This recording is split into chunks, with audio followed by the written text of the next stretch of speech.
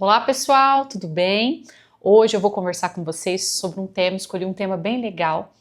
É um tema que a gente vê muito na prática clínica, que é o aumento de coroa protético. Então vamos lá, dá uma olhadinha nessa radiografia aqui. Eu tenho certeza que muitos de vocês, como dentistas, já se depararam com um caso como esse, em que a gente tem uma restauração e existe uma infiltração embaixo dessa restauração, uma cárie.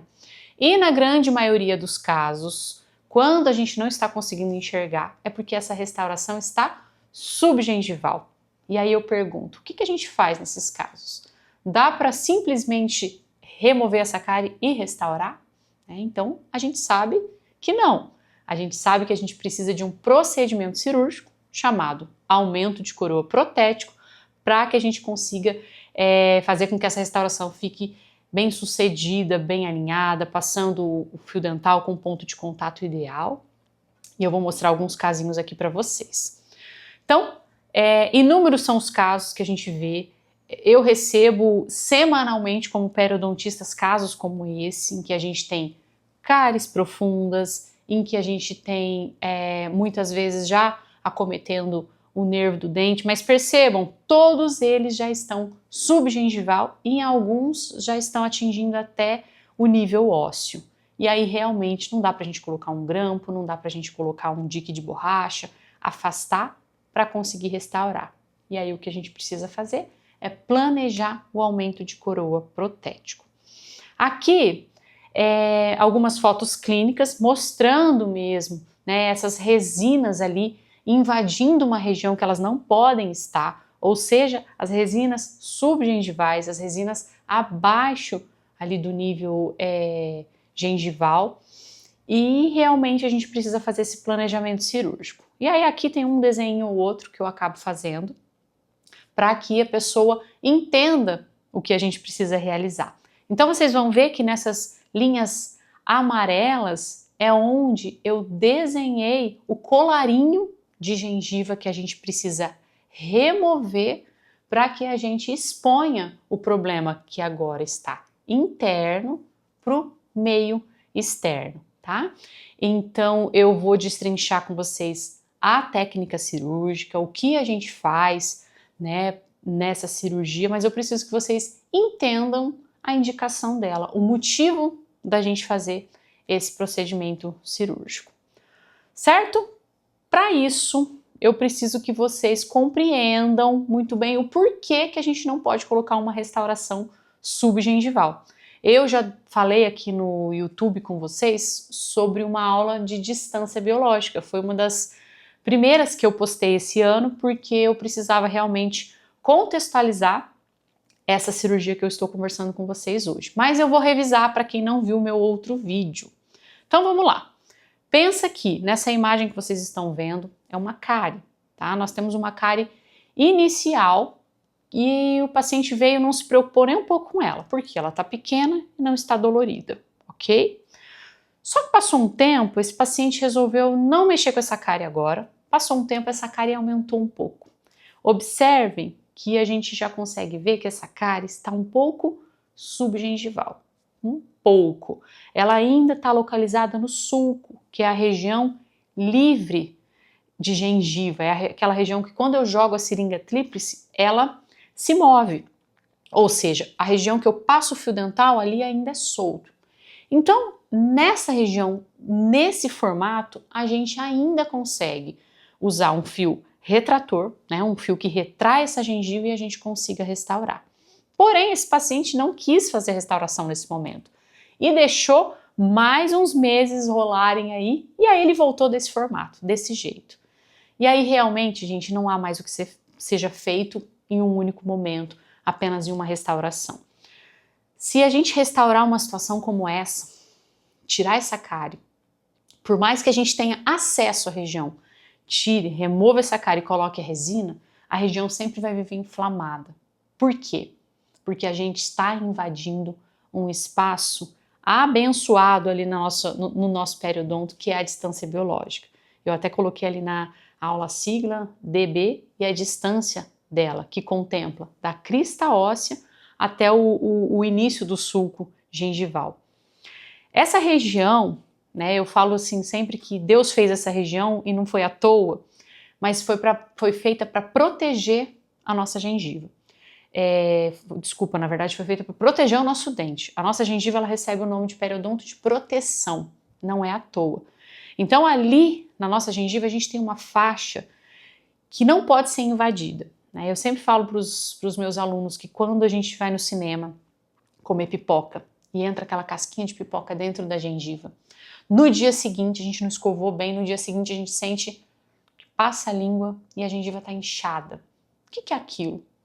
Nada mais é do que o nosso corpo, o nosso periodonto respondendo àquela casquinha de pipoca que não deveria estar ali.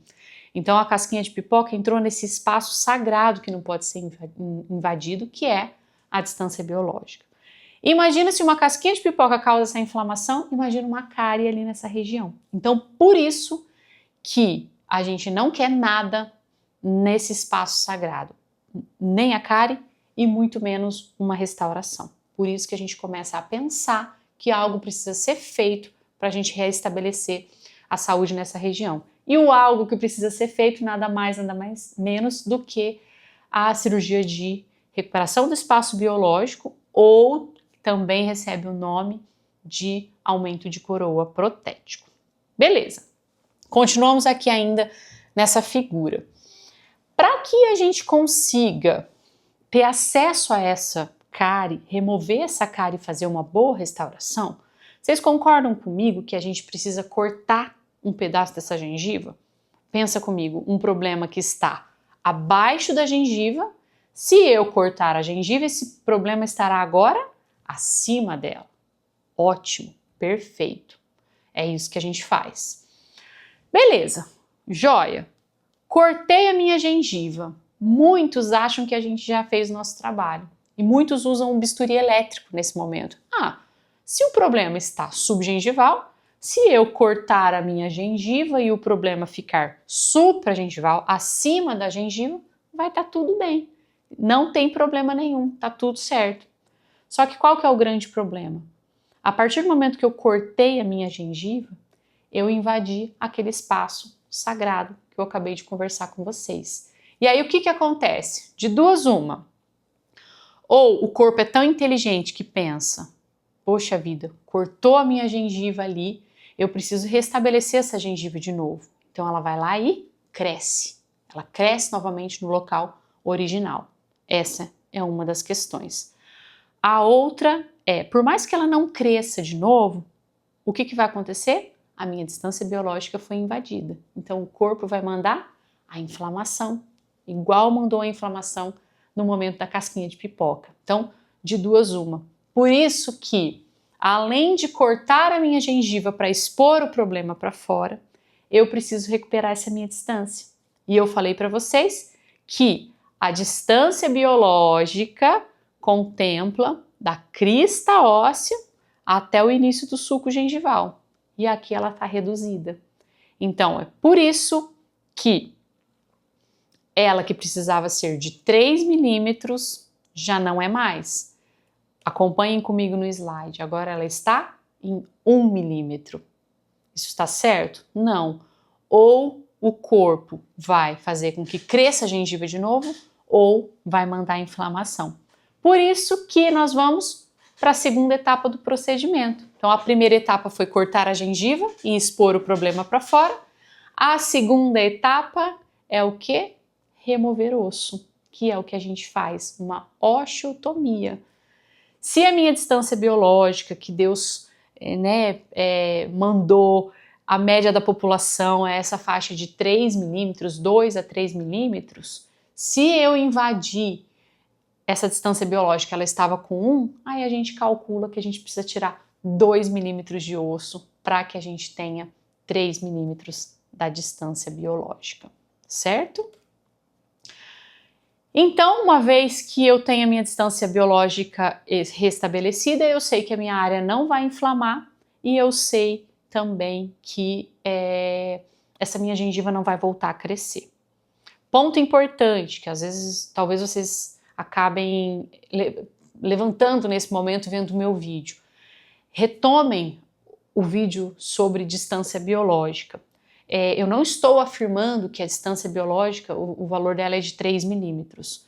Muito pelo contrário, ela gira em torno de 2 milímetros porque vai da crista até o início do sulco. Mas o sulco não é contemplado nessa medida. Só que eu preciso, no momento que eu corto minha gengiva, inserir o sulco nessa medida, porque eu preciso dessa distância realmente de 3 milímetros. Então, vale lembrar que a distância biológica é do início da crista até o sulco, contempla a inserção conjuntiva e o epitélio juncional, que equivale a mais ou menos 2 milímetros, e a gente adiciona 1 milímetro de sulco, não faz parte da distância biológica, porque é uma estrutura solta, mas na hora do corte a gente adiciona esse 1 milímetro para que a gente consiga ter a distância correta, certo? Joia. Então, 3 milímetros, distância biológica restabelecida, agora sim eu consigo fazer a minha restauração. Basicamente, nesses poucos slides eu já resumi a cirurgia para vocês, mas eu vou destrinchar um pouquinho mais em alguns casos clínicos e levantar alguns pontos importantes na hora de você tomar a decisão se você faz ou não esse procedimento cirúrgico no seu consultório, certo? Então, beleza, eu acho que eu já deixei bem claro que o aumento de coroa, ou também chamado de recuperação do espaço biológico, é dividido em duas etapas distintas, certo? A primeira etapa é a de expor o problema para fora, que nada mais é do que calcular a quantidade de gengiva que eu preciso remover e cortar essa minha gengiva. Essa é a primeira etapa. Se eu precisei tirar 1, 2, 3 milímetros de gengiva, isso nada tem a ver com a minha distância biológica, com o cálculo da minha distância biológica. Então eu não quero que vocês façam essa confusão. Separem exatamente o procedimento em duas etapas. A primeira etapa é remoção de gengiva, seja o quanto for, para expor o meu problema.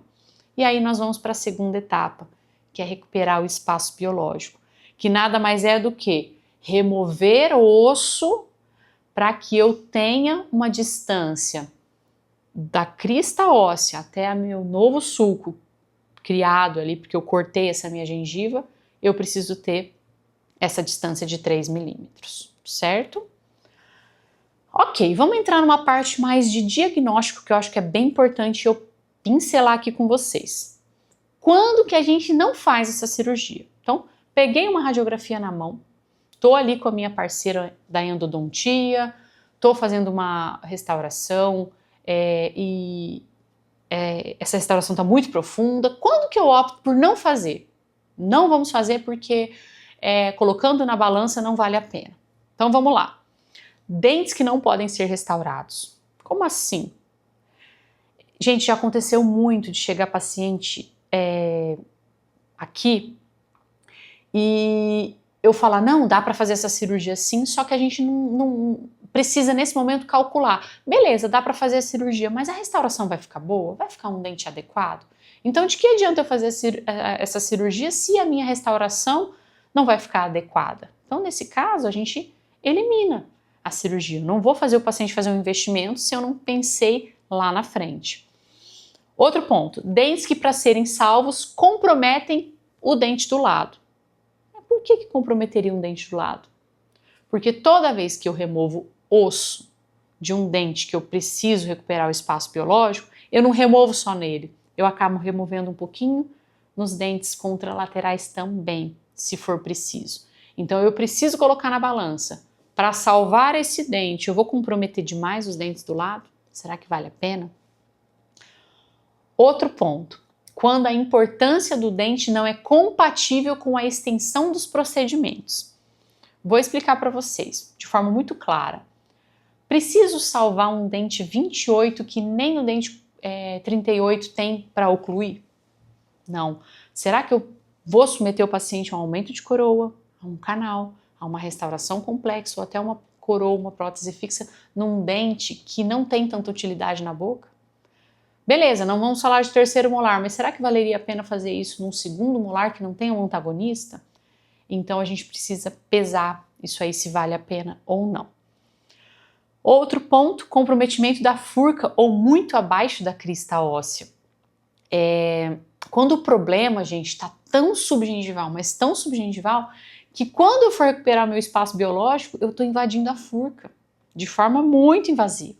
Ou quando eu preciso tirar tanto osso que esse meu dente fica com uma proporção muito ruim, eu invado muito a extensão da raiz, então também não é indicado.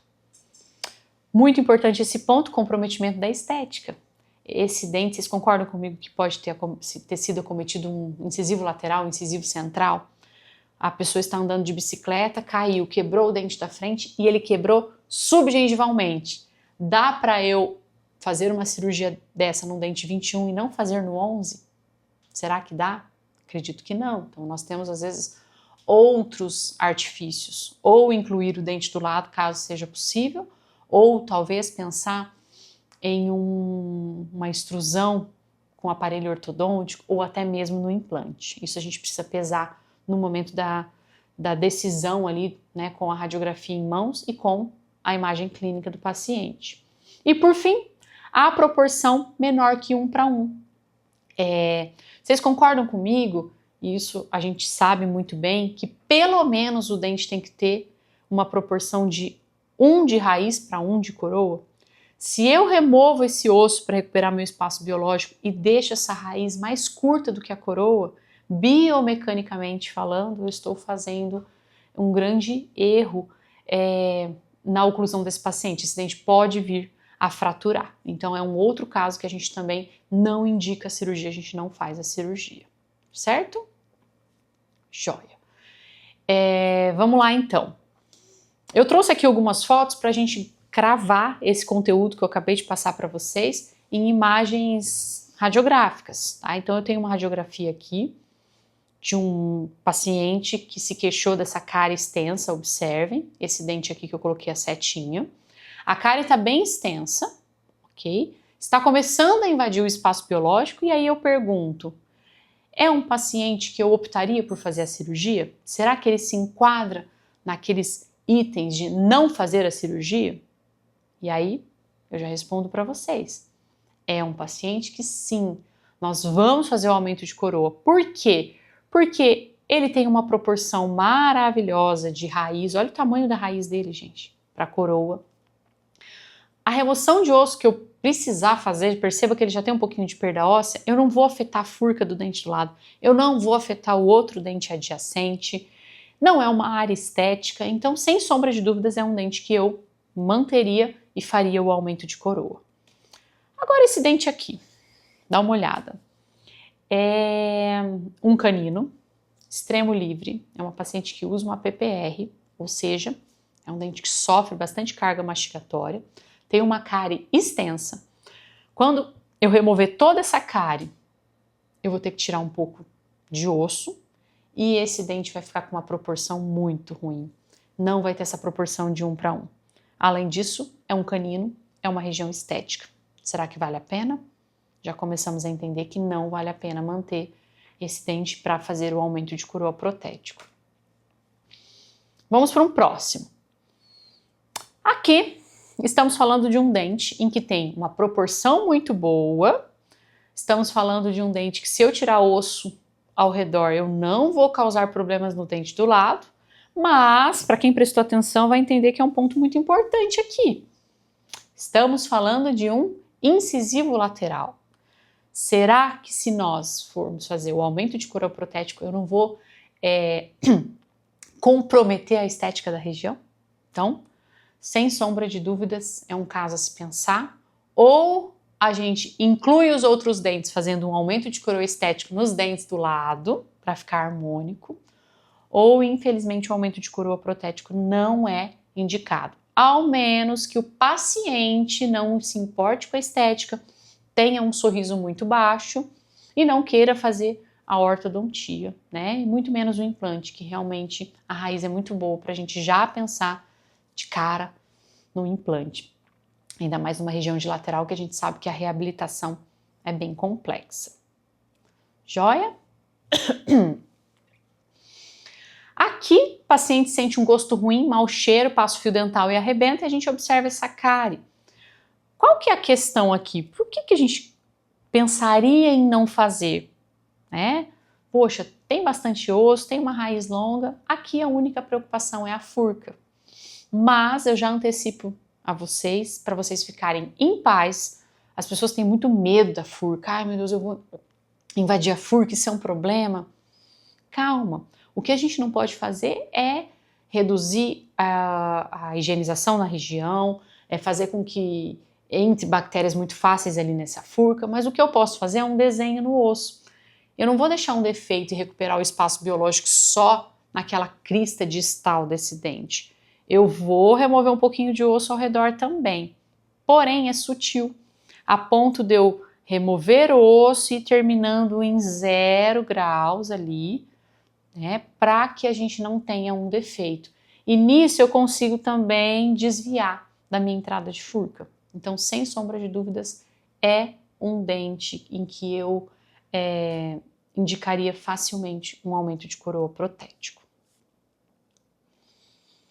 Aqui, gente, é muito legal eu falar sobre essa radiografia, porque eu acho que talvez você já tenha se deparado com isso. Um paciente que chega e fala assim: eu não aguento mais, essa minha coroa não para na boca, essa minha coroa provisória não para na boca. E aí a pessoa fica, meu Deus, mas o que é? O que está acontecendo? Eu colo bem e esse dente não para na boca desse paciente. Passem a observar, gente, a altura interoclusal. Esse dente não tem retentividade, é muito raso. Com certeza a oclusão está fazendo com que esse dente faça uma alavanca e esse dente caia, saia. Então, nesse caso, eu não faria um aumento de coroa protético porque eu estou invadindo o espaço biológico. Eu faria um aumento de coroa protético porque eu quero aumentar a coroa protética do meu dente. E foi por causa disso que essa cirurgia recebeu esse nome, tá? Então, aqui não tem muito a ver com distância biológica, tem mais a ver mesmo com aumentar a coroa do dente, para aumentar a retentividade, para que essa coroa pare de cair a qualquer movimento na nossa mordida, certo? Beleza! Então, acho que ficou bem claro. Agora vamos para o passo a passo quando você receber uma radiografia dessa e uma imagem clínica dessa. Vamos lá. Primeira coisa que a gente precisa avaliar. Avaliar a extensão da cárie, seja cárie, fratura, perfuração, em relação à crista. Então, eu preciso avaliar a extensão disso. Poxa, se eu remover essa cárie, quanto vai sobrar? Então, a gente precisa já pensar na remoção dessa cárie. Muito importante utilizar a sonda periodontal para esse cálculo e uma radiografia de apoio ajuda muito. Avaliar os dentes adjacentes, lembra que eu falei? Eu não posso comprometer os dentes do lado. Eu preciso fazer esse cálculo da quantidade de remoção óssea previamente, então com essa radiografia eu já calculo, porque vocês concordam comigo que se eu não calcular, eu não consigo mensurar se esse dente fica ou não na boca. Então esse cálculo precisa ser prévio. Nesse momento, avaliar se o dente fica ou não na boca, baseado naquele slide que eu falei para vocês das contraindicações da cirurgia. Mas, gente, um ponto importante, fale para o paciente que isso tudo vai ser confirmado só no momento da cirurgia. Hoje mesmo eu falei com um paciente que a gente observou uma fratura. Eu falei que nós vamos fazer um aumento de coroa protético nele, mas que só a fratura foi tão extensa que só realmente olhando clinicamente eu vou ter a certeza, bater o martelo se esse dente fica ou não na boca. Então essa informação é muito importante passar antes para que o paciente tome essa decisão junto com você. Importantíssimo, quando a gente está falando de tecido cariado, o ideal e o melhor dos cenários é que a gente remova o tecido cariado antes da cirurgia. Nem sempre é possível remover tudo, porque a gente está, às vezes, muito subgengival e não consegue ter acesso. Mas o melhor dos cenários é que a gente remova essa cárie antes. E por fim, planejamento nos faz concluir se a gente precisa tirar só tecido mole, ou seja, gengiva, se a gente fica só na primeira etapa, ou se a gente precisa tirar osso também, que é ir para aquela segunda etapa que eu conversei com vocês. Gente, na grande maioria dos casos, eu preciso completar as minhas 2 etapas. Já vi muito paciente que vai e tira só gengiva e não mexe em osso. E aí o que acontece? Ou inflama, ou a gengiva volta a crescer. Então, atenção para isso. Lívia, mas quando que a gente tira só tecido mole? Quando essa pessoa, por um outro motivo, já perdeu o osso, tá? O único caso, gente. De forma geral, eu preciso fazer essas duas etapas.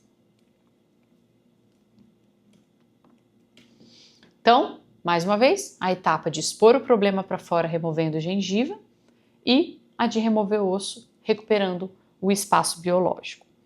Vou falar um pouquinho mais da técnica para a gente finalizando a aula. Expor o problema para fora nada mais é do que cortar minha gengiva. E o cortar minha gengiva, em termos técnicos, estamos falando de fazer uma gengivectomia, ok? Muita gente vai ouvir por aí a palavra gengivoplastia. Tá tudo bem falar essa palavra que é muito popular, mas aqui num vídeo informativo eu preciso dizer para vocês que o ato de remover gengiva para expor o problema para fora, quando eu removo gengiva em altura, comprometendo, né, a inserção do meu dente, eu estou fazendo uma gengivectomia.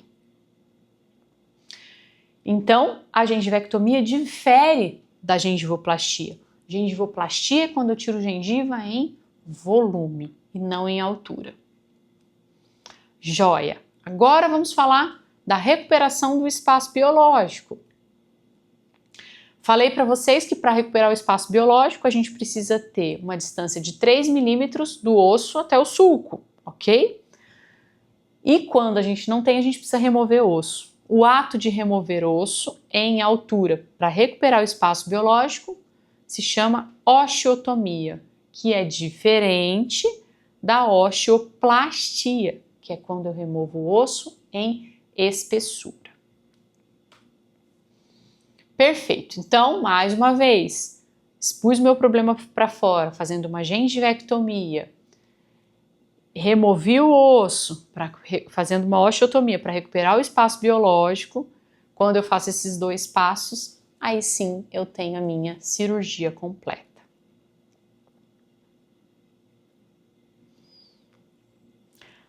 Só para contextualizar, mas um dia eu vou conversar melhor sobre vocês, né, sobre isso com vocês, que é o aumento de coroa estético que também existe. Então aqui eu vou colocar um slide para vocês, só para vocês entenderem que eu estou falando muito do protético, mas e o estético? Gente, o aumento de coroa estético nada mais é do que a teoria, basicamente, do aumento de coroa protético, porém com cunho estético. Tá? A gente também tira a gengiva fazendo uma gengivectomia, a gente também remove o osso para recuperar o espaço biológico, só que com o objetivo de aumentar a coroa clínica do dente para ficar mais bonito, ok? Mas um dia eu ainda vou falar bastante sobre o estético aqui com vocês.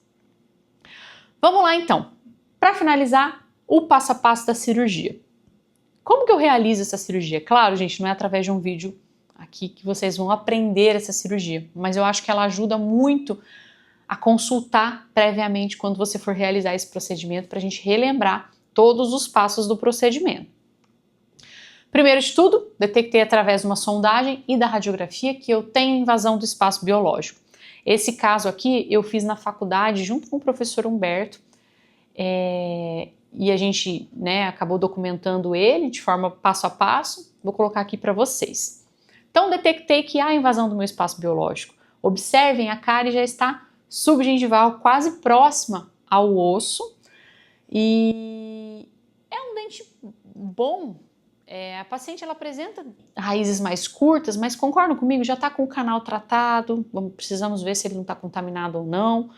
Tem uma raiz boa comparada às do lado, é uma invasão pequena. Não é uma área estética, não vou comprometer os dentes do lado. Observem o molar, gente, o 26, a furca está bem distante. Então, beleza, é um dente que dá pra gente fazer o procedimento. E aí vamos para a parte clínica, fotoclínica. Ali tá com um curativo. Eu adoro remover o curativo para a gente poder enxergar. Lembra que eu falei que a gente precisa tirar a cárie antes? Aqui removemos a cárie antes, mas foi colocado um curativo. Talvez para você enxergar melhor o término do problema, aqui não esteja tão nítido, parece até que ele está acima, supragengival, mas talvez nesse momento seja interessante a gente remover esse cimento provisório, esse curativo. Anestesia pode ser uma anestesia infiltrativa local ali na região, até porque o canal já está tratado. Na vista vestibular, a gente não afeta ali, a região não é afetada por essa invasão do espaço biológico, então às vezes a gente nem remove gengiva dessa região, porém na face palatina a gente sonda e percebe onde está, até onde vai o término do problema, ok? E aí o que eu faço? Eu faço uma incisão por vestibular porque eu preciso descolar esse retalho por vestibular para ter acesso a toda a invasão do espaço biológico. Lembrando que eu falei que a gente nunca tira osso só localizado na região, às vezes a gente tem que tirar um pouquinho ao redor para eu não criar um defeito. Já vi o quanto eu preciso tirar de gengiva para expor o meu problema para fora, deu mais ou menos ali 2 milímetros. Faço o desenho da minha incisão. Observem, gente, aqui eu removi o meu colarinho. Vocês conseguem ver o término do meu problema ali naquela primeira fotografia? Está muito claro que ele estava subgengival. A gente precisa recuperar, tá? E quando a gente mede a distância biológica, tem quase 3, então a gente vai precisar tirar um pouquinho de osso. Aqui a gente acabou usando um cinzel, que era muito pouco osso, porém, na grande maioria dos casos eu gosto de usar broca, tá? Uma broca delicada ali na região, mas é importante, às vezes, até para que fique realmente efetivo e não fique nenhuma lasquinha de osso ali, que às vezes o cinzel deixa, tá? Então, faço a minha osteotomia.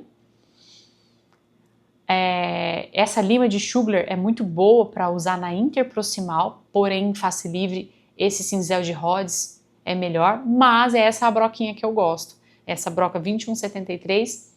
Gosto da especial porque ela tem essas marcações de milímetro na broca que ajuda bastante a gente saber se a gente já chegou nos 3 milímetros que eu preciso remover, tá? Então, vista vestibular mostrando que nada, a gente precisou mexer em nada, porque o problema era todo na palatina. E observem, gente, eu preciso terminar minha cirurgia com o problema todo exposto. Qualquer pessoa consegue fazer uma boa restauração, porque agora o término está supragengival, acima da gengiva, diferente do que eu via na fotografia inicial, ok? Então, minha fratura nesse caso está totalmente exposta e eu consigo realizar bem o meu procedimento restaurador nesse momento. Caso 2, bem breve, já contextualizei bastante o passo a passo. Essa é uma paciente que se queixava que quando passava o fio sentia um gostinho ruim. Observem uma restauração extensa ali nesse primeiro molar, feita com CIV. E quando a gente tira uma radiografia, eu acho até que essa pessoa fez um belíssimo de um trabalho frente ao que ela tinha ali em mãos. Mas observem que na distal falta um pouco de material. E isso implica no acúmulo de sujeira e dar o gosto ruim. Mas, gente, essa pessoa que fez quando eu falo que ela fez até um bom trabalho, né, tendo em vista tudo aí que a gente vê por aí, mas ela não tinha espaço para colocar uma cunha, para colocar um grampo. Observem que o término acaba no osso, então é claro que não ia dar certo. Por isso a gente precisa de uma cirurgia de aumento de coroa protético. E aí é exatamente o que a gente realiza. Quando a gente corta a gengiva, expõe o problema para fora, a gente observa que até que não está tão longe, na radiografia estava parecendo pior, mas mesmo assim eu até coloquei ali uma tarjinha preta para vocês entenderem que não tem os 3 milímetros que a gente precisa para pôr um grampo, para a gente conseguir fazer uma restauração ideal, para a própria gengiva ter espaço para se depositar ali na região de forma saudável. Então, a gente faz a osteotomia, lembrando que não é só na região interproximal, a gente precisa fazer nos dentes do lado também, se estendendo para as faces livres para não criar um defeito. Claro que tirando um pouco menos, mas precisamos fazer isso.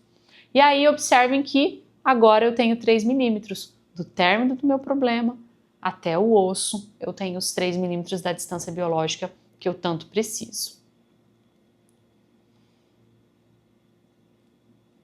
Opa, aqui repetiu. E aí a gente sutura, tá?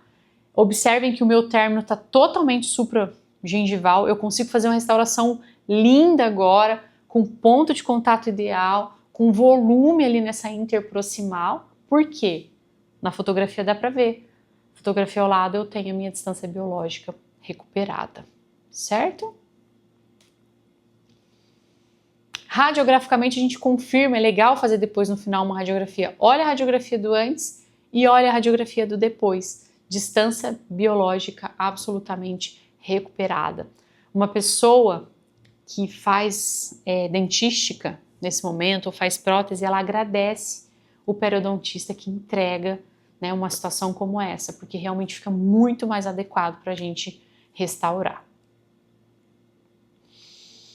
Por fim, gente, algo que eu preciso comentar com vocês, que é muito importante que vocês passem para o paciente, é que nunca mais a região vai voltar a ser como era antes. Vocês concordam comigo que eu estou removendo gengiva e osso? Eu estou tentando entregar uma anatomia adequada para o meu paciente, mas não é a mesma coisa que um dente sem a remoção dessa gengiva e desse osso. Então, o que você precisa explicar para o seu paciente é que mesmo fazendo essa cirurgia, pode ser que fique um espaço de maior acúmulo de alimento. E aí a gente precisa ter escovinhas interproximais para indicar, muito fio dental e ter um bom dentista aliado a você para fazer uma restauração com um ponto de contato um pouquinho mais baixo para a gente evitar esse acúmulo, tá? E diminuir aí o desconforto do paciente. E aí eu encerro a aula mostrando essa fotografia, que a gente também precisa ter bom senso, né, gente? Um dente que me parece ser um terceiro molar. Para eu remover a gengiva, eu vou ter que afetar a inserção desse dente, porque eu vou expor furca. É um dente que está com uma cárie muito extensa. É um dente que provavelmente eu vou ter que indicar o canal. Eu vou ter que indicar uma coroa, porque a destruição é extensa. É um dente com pouca utilidade, porque está lá no fundo. Se vocês observarem, não tem um antagonista. O dente do lado já está extruindo, nem toca nele. Enfim, nessa hora a gente precisa realmente ver o custo-benefício. Será que eu recupero a distância biológica e faço todos esses procedimentos? Endodontia, restauração? Ou não seria o ideal a exodontia? Então, claro, a gente tenta quase que a todo custo salvar um dente, porque nada como ter um dente natural na boca. Mas não é a todo custo. Casos assim, a gente precisa pensar na extração também, certo? É isso. Espero que vocês tenham gostado. É só um pouquinho do que esse conteúdo pode ser abordado.